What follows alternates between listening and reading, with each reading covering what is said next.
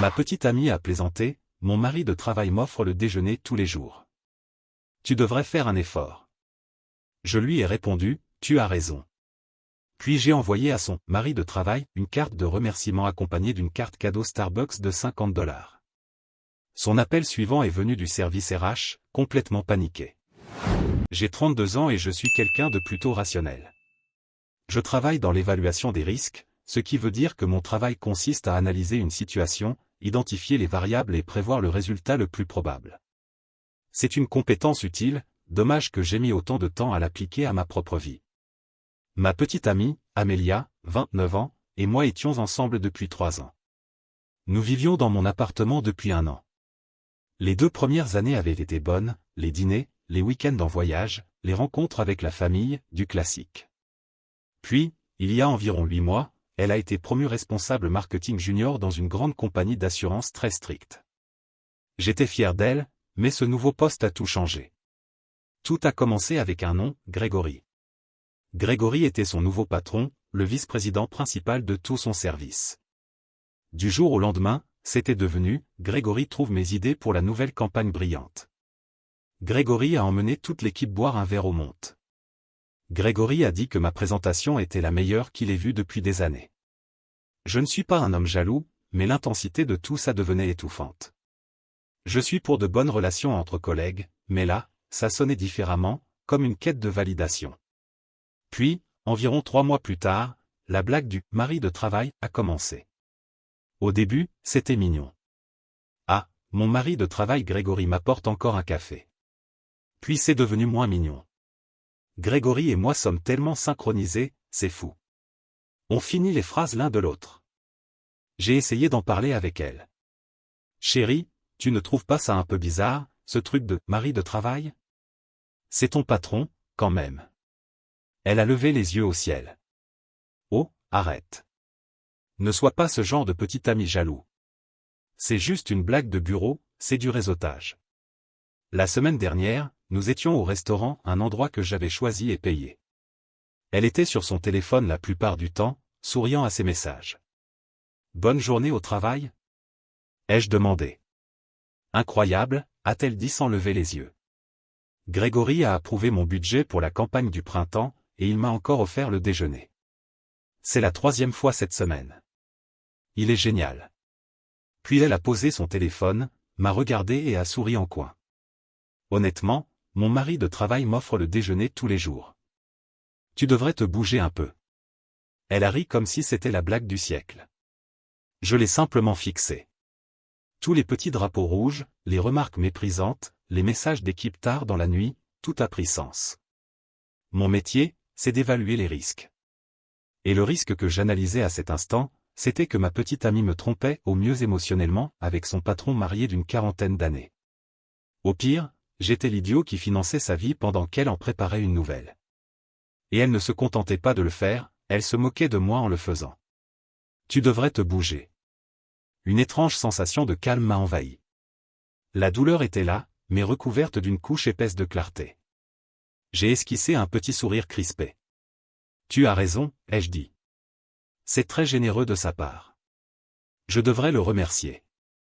Le sourire d'Amelia s'est figé une seconde. Quoi ? Ne sois pas bizarre. Non, je suis sérieux. C'est rassurant de savoir que quelqu'un prend soin de toi au bureau. Je vais me bouger. Le reste du dîner s'est passé dans le silence. Elle est retournée sur son téléphone, sans doute pour écrire à Grégory. Moi, j'ai simplement mangé mon plat, et j'ai commencé à planifier. Le lendemain matin, j'ai fait mes recherches. 10 minutes ont suffi. Le nom complet de Grégory sur son profil LinkedIn. Une petite recherche rapide, et j'ai trouvé la page Facebook publique de sa femme, avec des photos de leurs 2 enfants dans un bateau. Charmant. Puis j'ai trouvé ce que je cherchais vraiment. La société d'Amelia est une énorme compagnie d'assurance cotée en bourse. Ils doivent publier leur politique de gouvernance d'entreprise. J'ai trouvé un PDF de 80 pages intitulé Code de conduite et d'éthique. Je suis allé directement à la section sur les relations personnelles au travail. C'était sans ambiguïté, toute relation romantique ou personnelle entre un supérieur et un subordonné direct constituait un conflit d'intérêts majeur et était strictement interdite. Même l'apparence d'une telle relation pouvait mener à une enquête immédiate et à des sanctions disciplinaires allant jusqu'au licenciement. Le document précisait également que le fait pour un manager d'offrir ou de recevoir des cadeaux personnels excessifs de la part d'un subordonné était un motif de renvoi. Ils avaient construit leur propre piège. J'ai commandé en ligne une carte cadeau Starbucks de $50. Puis une carte de remerciement très sobre et professionnelle. J'ai payé un supplément pour la livraison express du lendemain. Quand la carte est arrivée, j'ai écrit dedans, avec mon écriture la plus nette et la plus sincère. Cher Grégory, je vous écris pour vous adresser un petit mot de remerciement sincère pour tout le soutien que vous apportez à ma petite amie, Amelia Vance. Elle parle souvent de vous, notamment de la gentillesse avec laquelle vous lui offrez le déjeuner presque chaque jour de la semaine. Dans ce monde si pressé, c'est rassurant de savoir qu'elle a un supérieur aussi généreux et attentionné. Merci de si bien prendre soin d'elle. Bien à vous, Liam Forester. Le petit ami d'Amelia. J'ai glissé la carte cadeau à l'intérieur. Adressée à Monsieur Gregory Stilton, vice-président principal du marketing, à son bureau. Je l'ai postée mardi. Le reste de la semaine a été normal. J'étais poli, mais distant. Amelia n'a rien remarqué. Trop occupée à travailler sur son téléphone. Vendredi, 14h30. J'étais en train d'analyser un tableau de données. Mon portable vibre sur mon bureau. Appel manqué, Amelia. Il vibre de nouveau. Envoie-moi un texto. Appelle-moi tout de suite. Qu'est-ce que t'as fait? Liam, je ne plaisante pas. Qu'est-ce que t'as fait? Grégory est en réunion avec les RH. Ils m'ont convoqué. Ils ont votre carte. Rappelle-moi maintenant. J'ai mis mon téléphone en silencieux et je l'ai posé face contre le bureau. J'ai répondu que j'étais en réunion approfondie. Je ne peux pas parler. Qu'est-il se passe? J'ai fini ma journée de travail. J'ai pris la route en écoutant lentement un podcast d'histoire économique. Je ne ressentais rien, juste du silence. Je suis arrivé au condo. La berline de luxe d'Amelia, celle pour laquelle j'avais co-signé le leasing, idiote que j'étais, était garée de travers sur sa place. Je suis entré. Elle se tenait dans le salon, revêtue de son armure corporate complète, le visage blême et enflammé. On aurait dit qu'elle avait pleuré. Liam. A-t-elle hurlé dès qu'elle m'a vu? Qu'est-ce que t'as fait? Salut, chérie. J'ai été convoqué en urgence au RH. Notre responsable RH, Grégory et 2 avocats étaient en conférence vidéo. Oh non.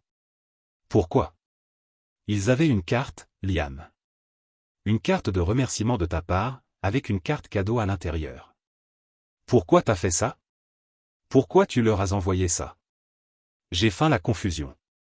J'ai fait ce que j'avais dit que je ferais. Je l'ai remercié. Tu as dit qu'il t'offrait le déjeuner tous les jours. J'ai juste été poli, j'ai montré ma reconnaissance, je me suis bougé, comme tu l'as demandé. Espèce d'idiot, elle a hurlé et sa contenance a enfin craqué. Tu ne fais pas ça. Tu n'envoies pas de preuves. Tu n'écris pas ça. C'est mon manager. C'est contraire à la politique de l'entreprise. Il pense qu'il se passe quelque chose entre nous. Je l'ai regardé sans élever la voix. Y a-t-il, Amelia? Elle s'est figée. Le sang lui est monté au visage. Elle a enfin compris, finalement. Ce n'était pas un blender, c'était un miroir. De quoi tu parles? Qu'est-ce que tu racontes? Est-ce qu'il se passe quelque chose? Parce que tu fais du réseautage avec lui depuis des mois. Tu le laisses t'offrir des choses. Tu exhibes ton mari de travail sous mon nez et puis tu te moques de moi parce que je ne suis pas à la hauteur. Tu en étais presque fier. Je me suis contenté de me ranger de son côté de la conversation. J'ai simplement été d'accord avec toi. J'ai envoyé une note de remerciement polie et professionnelle, de petit ami à manager, pour le remercier de sa générosité. Quel est le problème? À moins que, bien sûr, cette générosité soit quelque chose que vous auriez dû cacher. Toi, tu as fait ça exprès, a-t-elle balbutié. Tu veux ruiner ma carrière? Non, Amelia. C'est vous qui avez fait ça. Toi et Grégory êtes ceux qui avez violé la politique de l'entreprise. Vous êtes ceux qui avez manqué de respect à notre relation. Moi, j'ai juste allumé la lumière. Je suis juste un type qui a envoyé une carte de remerciement. Ce qui se passe ensuite est une conséquence directe de vos actes. Elle me fixait, l'esprit en ébullition, cherchant un moyen de retourner la situation. Liam, s'il te plaît, a-t-elle tenté, la voix qui changeait en supplique. Tu dois arranger ça. Appelle-les.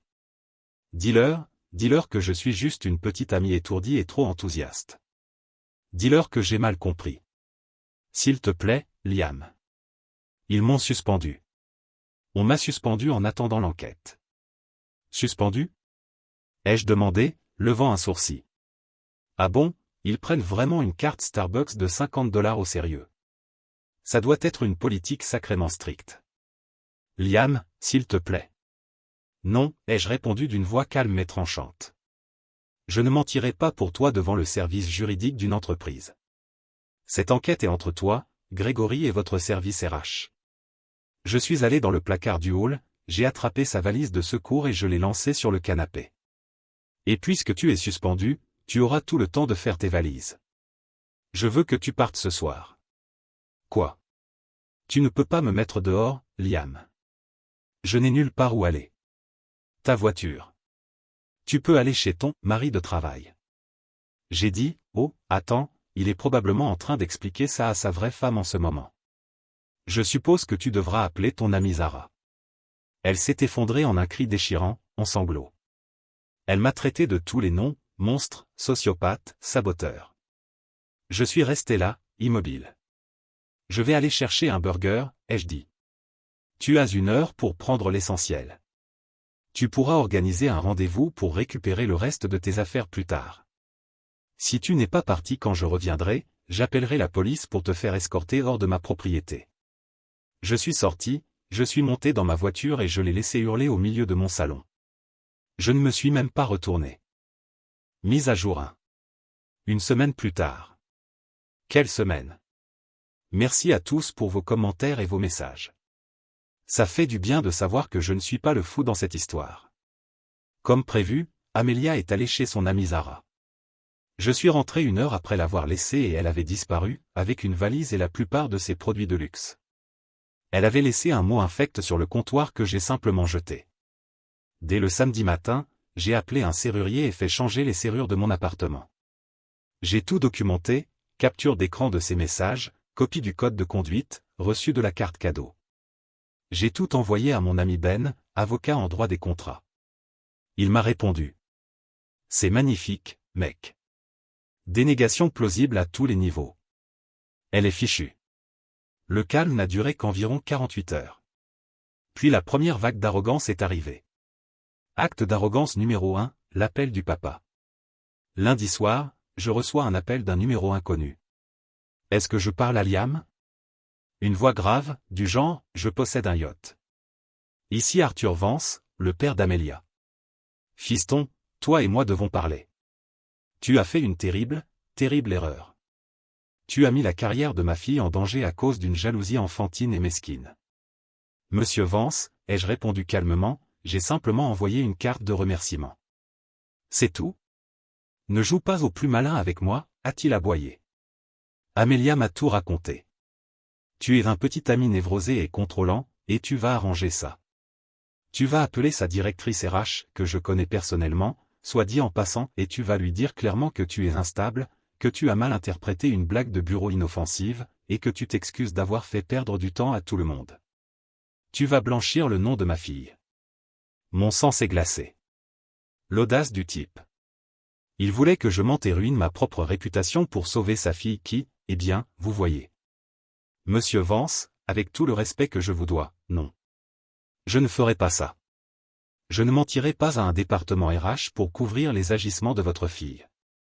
Si une simple carte de remerciement peut faire exploser sa carrière, alors le problème n'est pas la carte, mais ce qu'elle faisait pour la mériter. Je suis désolé pour sa situation, mais je ne me parjurerai pas pour elle. Au revoir. J'ai raccroché avant qu'il puisse répondre. Il a rappelé 2 fois. Je n'ai pas décroché. Acte d'arrogance numéro 2, l'ami complice. Le lendemain, les textos de Zara ont commencé. Une rafale. Zara, Liam, tu es un monstre. Amelia est anéantie. Elle n'arrête pas de pleurer. Elle frôle la dépression. Elle va tout perdre. Et tout ça parce que ton ego fragile ne supportait pas qu'elle réussisse mieux que toi. C'est une étoile et toi, tu n'es personne. Tu ne pouvais pas le supporter. Maintenant, elle va perdre sa voiture. Le paiement est dû dans 3 jours et elle ne peut pas le payer à cause de toi. Elle va se retrouver à la rue. J'espère que tu es fier de toi. En lisant ce dernier message, j'ai eu un pincement. Sa voiture. La berline argentée de luxe. Celle dont j'avais co-signé le contrat de location. Quand on l'a achetée il y a 1 an, son crédit était désastreux, mais elle en avait besoin pour son image. Et moi, stupide et amoureux, j'ai signé. Je suis le titulaire principal du contrat. Si elle rate un paiement, c'est mon crédit qui prend. Elle effectuait les paiements depuis son compte, mais je savais que les $300 supplémentaires que je lui versais chaque mois pour les charges couvraient sans doute la différence. J'ai appelé Ben immédiatement. Ben, je suis un idiot. J'ai co-signé le bail de la voiture.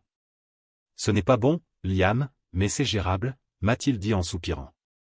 Tu es responsable de la dette, mais on ne peut pas la laisser garder un bien dont tu es financièrement responsable, surtout si elle est au chômage et hostile. Ce n'était même pas de la vengeance.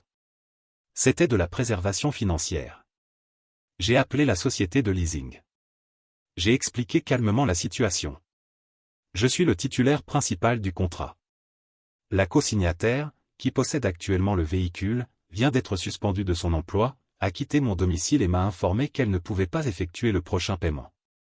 Je ne suis plus à l'aise à l'idée qu'elle garde le véhicule puisqu'elle présente un risque élevé de défauts et de dommages. L'employé du service financier a été étonnamment coopératif. Il m'a dit que, comme j'étais le principal et que le paiement était menacé, j'avais plusieurs options. Nous avons convenu d'une reprise volontaire, sauf que c'est moi qui volontariais sa voiture. Ils ont accepté d'envoyer une dépanneuse à la résidence de Zara. Je leur ai donné l'adresse. Moins d'1 heure plus tard, mon téléphone a explosé. C'était Amelia. J'ai laissé sonner. Puis les textos sont arrivés. Amelia, la dépanneuse est là, ils emmènent ma voiture. Liam, tu ne peux pas faire ça. Tu voles ma voiture. J'appelle la police. Liam, décroche ton téléphone, espèce de lâche. J'ai besoin de cette voiture. Comment je vais vivre? Comment je vais aller à mes entretiens? J'ai attendu un instant. Puis j'ai répondu. Ça ressemble à un problème qui te concerne, Amelia. Tu disais que je devais me bouger? Je me bouge, mais cette fois pour protéger mes finances. Tu voulais un mari de travail pour prendre soin de toi? Demande-lui de te raccompagner. J'ai bloqué son numéro. Celui de Zara. Et celui de Monsieur Vance aussi. Je dois avouer que j'avais un nœud à l'estomac. Tout cela est sale. Et ça va probablement nuire à mon crédit, je le sais.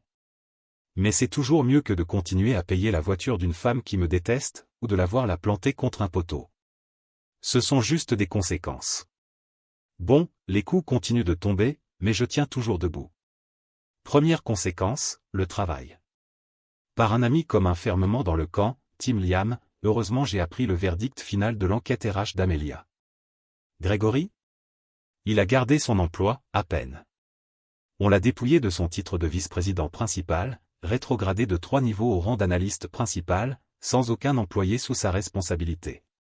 Autant dire une fin de carrière. Il a aussi perdu toutes ses primes et ses actions non acquises. On l'a transféré au département risque et conformité, autrement dit, le purgatoire de l'entreprise. Sa femme a découvert la vérité, et d'après ce que j'ai entendu, elle a demandé le divorce et compte le dépouiller de tout. Le bateau est déjà en vente. Amelia? Licenciée. Motif, faute grave, violation du code de conduite. Apparemment, le service informatique avait déjà les preuves de leur discussion non professionnelle. Ma carte n'a été que la confirmation physique dont ils avaient besoin. Bref, elle est officiellement sans emploi. On pourrait croire que tout s'arrêterait là. Oh non. L'arrogance, elle, a métastasé. Acte d'arrogance numéro 3, la menace légale. Mardi dernier, j'ai reçu une lettre livrée par coursier. Très officielle. Expéditeur, Vance, Rothman et Klein, le cabinet d'avocats de Monsieur Vance. C'était une mise en demeure avec exigence de compensation. J'en avais les mains qui tremblaient. Ça paraissait sérieux. La lettre, rédigée par un de ses associés, m'accusait d'ingérence malveillante dans une relation commerciale et de communication harcelante et injustifiée. En gros, ma carte était présentée comme un acte de sabotage prémédité, destiné à provoquer un préjudice émotionnel et financier.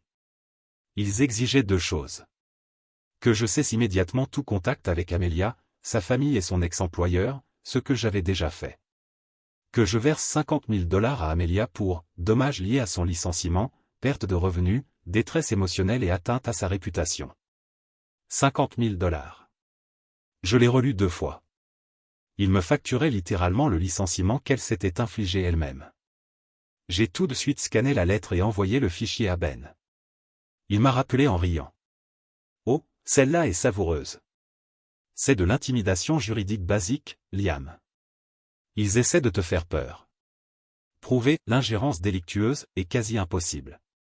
Ils devraient démontrer que tu savais que ton geste la ferait virer et que tu ne l'as fait que pour ça. Tu as une défense parfaite, tu étais juste un petit ami naïf et poli qui voulait remercier le patron généreux de sa copine. Ta note elle-même prouve ton intention innocente. Ben a rédigé une réponse sur le papier à en tête de son cabinet. Une œuvre d'art. Elle disait, en résumé. Notre client, Monsieur Forester, a envoyé une carte de remerciement unique dans un geste de gratitude de bonne foi. Les conséquences professionnelles ultérieures de votre cliente relèvent exclusivement de son propre comportement et des violations des politiques internes de son employeur commises par elle et son supérieur hiérarchique. Les dommages invoqués sont la conséquence directe de ses propres actes. Et il a terminé par. Toute nouvelle action ou menace frivole fera l'objet d'une requête pour sanction contre votre cabinet pour harcèlement et abus de procédure. Il a envoyé la lettre en recommandé. Depuis, silence total. Acte d'arrogance numéro 4, la récupération civile. Le clou du spectacle. Samedi dernier, je nettoyais tranquillement mon appartement, enfin en paix, quand on a frappé violemment à la porte. Je regarde par le Judas, un policier. Mon cœur a fait un bond. J'ouvre. Agent, Monsieur Forester? Moi, oui, c'est moi. Agent, je suis ici pour effectuer une assistance civile. Une certaine mademoiselle Amelia Vance est venue récupérer ses effets personnels. Elle craint que vous ne lui refusiez l'accès. Je jette un œil par-dessus son épaule. Sur le trottoir, Amelia, un petit sourire satisfait aux lèvres. À côté d'elle, son père, Arthur Vance, l'air de vouloir me racheter pour me revendre en pièces détachées. C'était leur grand coup. Ils voulaient utiliser la police pour m'intimider. Oh, absolument, agent, ai-je dit d'un ton calme et posé. Je suis ravi d'aider. J'ai justement préparé toutes ces affaires, bien rangées dans des cartons depuis des semaines.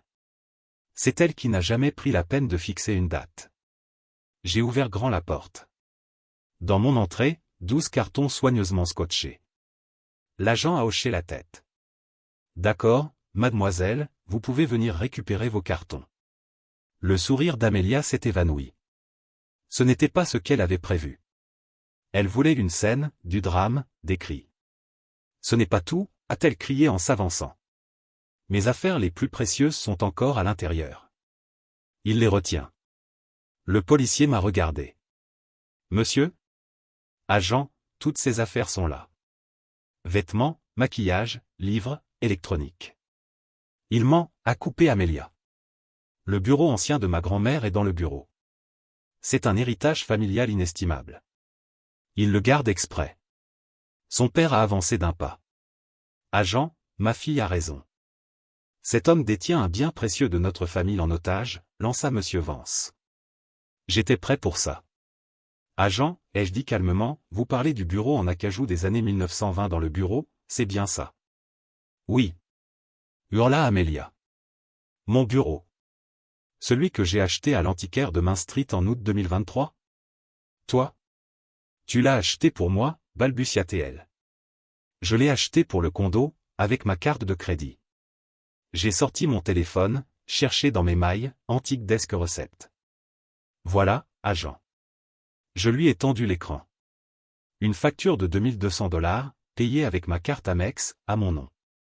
Pas un héritage, pas à elle. L'officier lut le reçu, hocha la tête et me rendit le téléphone. Son ton changea du tout au tout. Mademoiselle, dit-il à Amelia, il s'agit d'un litige civil. La propriété des cadeaux relève d'un juge, pas de moi. Ce n'est pas un vol s'il a une preuve d'achat. Mon rôle, c'est de veiller à ce que vous récupériez vos biens personnels non contestés, et c'est tout. Prenez vos cartons. Monsieur Vance se mit à tonner. Agent, je ne crois pas que vous sachiez à qui vous parlez. L'agent le coupa net. Monsieur, je comprends que vous êtes un citoyen, qui ferait mieux de rester sur le trottoir pendant que votre fille récupère ses affaires. À moins que vous ne souhaitiez que j'appelle mon sergent pour entrave. Le visage de Monsieur Vance vira au violet. Amelia, elle, semblait sur le point d'exploser. Elle fut obligée de rester là, devant un policier, pendant que son père et elle chargeaient en silence ses cartons de chaussures et de vestes dans le coffre de sa Mercedes. Au moment de partir, elle s'est retournée. Tu vas regretter ça toute ta vie, Liam. Je regrette déjà les 3 dernières années, Amelia, mais je me sens bien mieux pour la suite. J'ai hoché la tête vers le policier. Merci pour votre temps, agent. J'apprécie que vous ayez gardé les choses calmes. Il a simplement touché le bord de sa casquette. Bonne journée, monsieur. J'ai refermé la porte, verrouillée, et pour la première fois depuis une semaine, j'ai ri. Un vrai rire. Dernière mise à jour. Le calme est revenu. La poussière est retombée. Je voulais écrire une dernière mise à jour pour tous ceux qui ont suivi ce cirque. Les menaces légales de Monsieur Vance et de son cabinet? Évaporées. Après la lettre de Ben, ils ont compris qu'ils n'avaient rien, et que je n'étais pas une cible facile. Les 50 000 $ demandés? Du vent chaud et coûteux. La voiture. C'est le seul point noir pour moi. La reprise volontaire était la bonne décision, mais elle a quand même entaché mon crédit. En tant que signataire principal, le défaut m'est revenu, perte de 90 points. Je suis maintenant en plein combat de réparation, en train de contester, de fournir toutes les preuves que je n'avais plus le véhicule et que la cosignataire a fait défaut. Ben dit que ce sera, long et chiant, mais que je finirai par gagner. C'est une conséquence réaliste, j'ai cosigné, j'ai payé le prix. Le prix de l'extraction. Et honnêtement, ça valait le coup. Ce n'est que de l'argent, et ce n'est qu'un chiffre. Et eux? J'en ai appris un peu par cet ami commun avec qui je bois encore une bière de temps en temps. Grégory, le divorce est finalisé. Sa femme l'a littéralement dépouillé. Il a vendu le bateau, la maison. Il vit désormais dans un appartement en location, toujours coincé dans ce purgatoire corporatif. C'est devenu un paria. Personne ne lui adresse la parole. Amelia, eh bien, la chute était inévitable. Après que je l'ai mise dehors, elle a vécu chez Zara environ 6 semaines. D'après mon ami, ça a été un désastre. Elle s'attendait à ce que Zara devienne sa nouvelle fournisseuse. Elle ne payait rien, mangeait toute la nourriture, ne rangeait jamais, et passait ses journées à se plaindre de l'injustice de sa vie. Zara a fini par la virer. Sans voiture, sans emploi, sans amis pour la soutenir, elle n'a eu qu'une option, retourner dans sa ville natale. Elle vit chez ses parents. Son père, Arthur Vance, est furieux, pas à cause de la tromperie, non, mais à cause de l'humiliation. Se faire virer aussi spectaculairement, voir ses menaces légales se faire écraser par un petit avocat de province. Ben adore cette partie. Un coup dur pour son ego. Amelia n'est plus la brillante cadre marketing. Elle travaille maintenant comme assistante administrative dans une petite agence d'assurance locale. Le luxe est terminé. Et moi? Je vais bien. Vraiment. Le problème de crédit est un casse-tête, mais un casse-tête solvable. Mon appartement me ressemble de nouveau. J'ai d'ailleurs vendu ce foutu bureau. 1800 $. J'ai payé Ben pour ses heures et je suis parti en week-end prolongé. Je sors avec quelqu'un depuis 2 mois. Elle s'appelle Maya. Architecte paysagiste. Elle passe ses journées à dessiner des parcs, pas à réseauter. Quand je lui ai raconté l'histoire, elle m'a regardé et a dit. Un mari de travail? C'est la chose la plus stupide que j'ai jamais entendue. Pourquoi voudrait-on être marié à quelqu'un au travail? Ça change. Et c'est agréable. Je n'ai pas l'impression d'avoir mené une grande revanche. J'ai simplement survécu à un parasite. Je n'ai jamais voulu ruiner sa vie, Je voulais juste lui prouver que je n'étais pas un idiot. J'ai envoyé une seule carte de remerciement polie. Elle et Grégory avaient bâti un château de cartes sur un fondement de mensonges et d'arrogance. Tout ce que j'ai fait, c'est y glisser une carte Starbucks de $50. Et tout s'est écroulé. Ils n'ont pas affronté ma vengeance. Ils ont affronté les conséquences. Et moi, je suis enfin, en paix. Commentaire Monsieur Reddit. Certains hommes n'ont pas besoin de hurler, de se venger ou de détruire. Il leur suffit d'un geste calme, poli, bien placé et tout l'édifice de mensonges s'effondre tout seul.